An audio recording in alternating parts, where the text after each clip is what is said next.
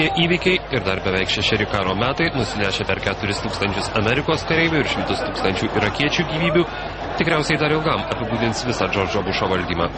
At prezidentas, kuris visada pabrėžtinai vengė prisipažinti esąs dėl ko nors neteisus, baigdamas kadenciją pripažįsta, kad iš viso apgailestavimų didžiausias yra žvalgybos klaidos Irake. Dėl jų daugelis esą paaukojo reputaciją, aiškindami, kad masinio naikinimo ginklas yra priežastis nuversti Sadamą Huseiną. Bet ir dabar, kai baigdamas kadenciją Bušas pradeda dalyti atsisveikinimo interviu, jis atsisako svarstyti, ką būtų daręs kitaip. Šiandien ABC televizija parodė šį interviu, nufilmuotą prieš paskutinę padėkos dieną, kurią Bušas praleido prezidento užmiesčio rezidencijoje Camp Davide. 2 karus pradėjęs galingiausios šalies vadovas teigia, kad jų nesitikėjo. Nemanau, kad nesirengiau karui. Kitaip sakant, per kampaniją nesakiau balsuokite už mane sugebėjusiu susitvarkyti su ataka. Kitaip sakant, karo nenumačiau. Taip yra su šiuolaikiniais prezidentais. Įvyksta netikėtumų.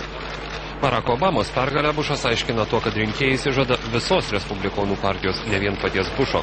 Kaip reta nepopuliarus Baltųjų rūmų šeimininkas teigia, dėl ūkio būklės apgailestaujantis, bet atmeta kaltinimus savo administracijai ir tikina, kad prie krizės atvedę sprendimai buvo priimami dar 10 metų iki jam ateinant į valdžią. Išeiti iš Baltųjų rūmų žada aukštai pakeltą galvą ir sako, kad kurį laiką tyliai pabus Teksase, rašys knygą ir skaitys paskaitas.